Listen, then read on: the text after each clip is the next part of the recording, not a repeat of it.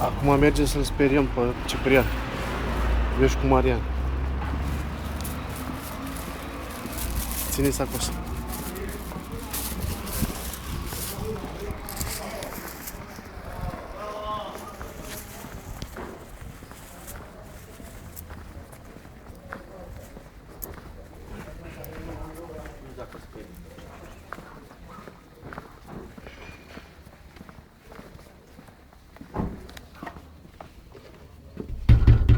Abra la puerta, policía.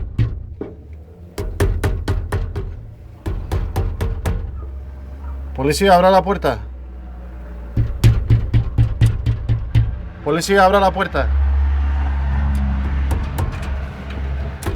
Abajo, abajo, abajo. Mă, frate, că îmi faci gesturi din astea small. Zic, bă, ce bună, mă, frate. Bă, îl vedeam cu dumă aici, știi? Dacă n-a zis poliția, înțelegi?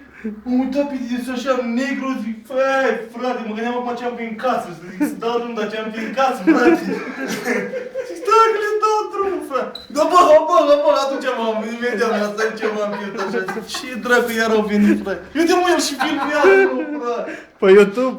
Bă, filmează friptura din miel, că asta cred că mi-o luat. Vai, frate.